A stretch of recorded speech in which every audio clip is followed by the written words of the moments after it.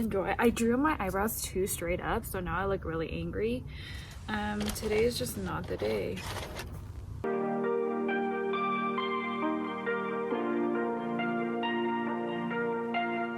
Hey guys, welcome back to another video. If you're new to my channel, welcome, and if you're returning, thanks for coming back. So today's video is going to be about how to sell your clothes on Depop. I think it's a good habit to start recycling your clothes or like reselling your clothes, and with that money that you get, saving it or purchasing new clothes with that. I'm gonna be teaching you how easy it is to sell on Depop. I know a lot of people avoid selling things online because they're like, I don't want to ship, I don't want to package, but it's really simple and it's just nice to get your old clothes out and get some new style clothes in. So it's a refreshing feeling. I will show you guys some tips and tricks that I use when I sell on Depop. So the first thing that I do is I pick out the clothes that I want to sell. I usually take an hour of my day to kind of clean out my closet and pick and choose the clothes that I don't wear anymore. So I put those all in a pile. I know a lot of you guys are probably like, oh my god, I don't want to clean out my closet, like oh my god. I tend to have like a show running in the background, and I start cleaning out my closet and organizing it, folding them. I'm getting ready for the next day, which is the day that I usually take pictures of the clothes. A couple things that I do to make sure that my pictures come out really good is one, I have really good lighting. So I usually use like a ring light or like natural light, just bright light to show how the clothes actually look on me. I think people on Depop really want to see the quality, and that's how you just get your customers, okay? If the quality is bad, no one's gonna buy your clothes, but taking good pictures is really important. The other thing I do to make sure my pictures come out good is I have a backdrop that I use.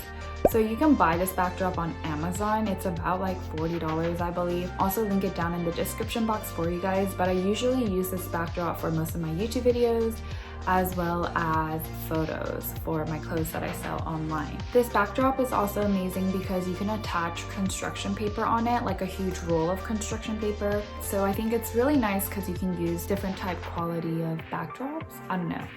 But I use a backdrop and it does help me a lot in the process of taking good photos. And another thing that I do to make sure that my pictures come out really good is I make sure that there aren't any wrinkles or any creases on the clothes that I'm trying to sell. I'll give you guys a couple examples of how my photos come out and the pictures that I use to post on Depop.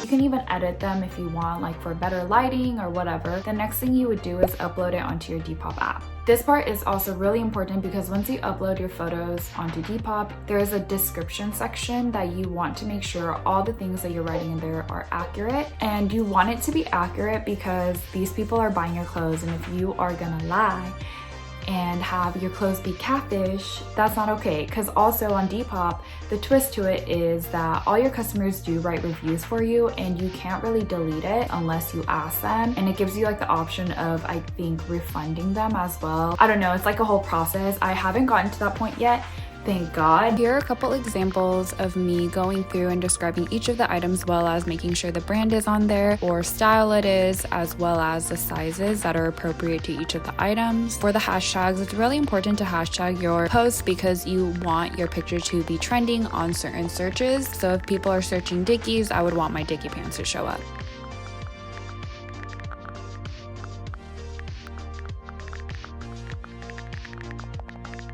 This is really quick, but here I'm just kind of going through and choosing the appropriate category as well as subcategory, brand, and size. And then I'm also putting in the price that I want to put this item up for. I think this is a recent update on Depop, but now you can enhance your listing. So you can go through and click the color of the item that you're posting and also tag the different styles the item that you're posting falls under. The style could be like retro as well as 90s, chic. For the description, I make sure that I'm writing where this item is from. If it's thrifted, I do list it down below. You also want to list how the quality of the item is doing. A lot of the clothes I do sell, there hasn't been any complaints about like, oh, there was a stain.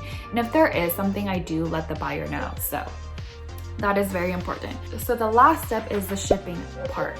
So this part is a little bit confusing because sometimes people don't know, like, oh, should I ship it out as a small? On Depop, it provides you like different options. So they say, hey, if it's like a jewelry, it's probably like an X small package. So you kind of go through and click which one you think is appropriate to the item that you're selling. Really wanted to film on a day where someone actually purchases an item from me, but no one has yet, because I wanted to show you guys like the process that I go through. So when someone buys an item from your Depop shop, it immediately automates its own like shipping label, which is emailed to you. And then you go into your email and you pretty much find the email with the shipping label and then you print it out. If you get boxes from like Amazon or like past orders that you got shipped to your house, I would keep those boxes so you can use them to ship out your clothes that you're trying to sell. I also use a whole bunch of these, sell like smaller items like bralettes or crop tops like in these, and then I put the shipping label that Depop sent me onto here, and then you just kind of package everything. So for every item sold, Depop does charge a 10% fee on the overall transaction. Whatever total you sell, Depop will take 10% of that automatically, and I think other platforms are like that. I think eBay is 10% as well. I don't know what Grailed is, but every platform does take a certain amount away. I mean, how else would they make money when we are using their platform? So it totally makes sense, but 10% is a lot because, for example, one time I sold like a $7 shirt.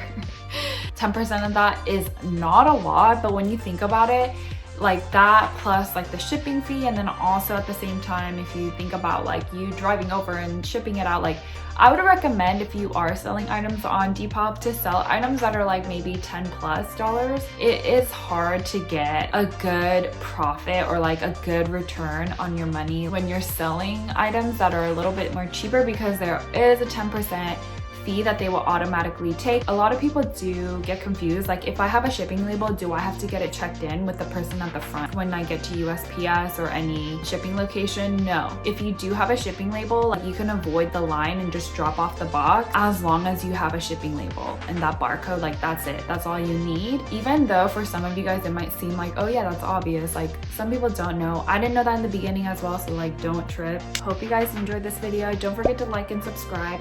Also, if you have your own Depop shop or Depop page, just link it down below so we can kind of share each other's profile and see what other clothes you guys are selling, and maybe I might purchase a couple items from you guys. I hope you guys have a great rest of your day, and until the next video, I'll see you guys. Stay safe and don't forget to wear your masks.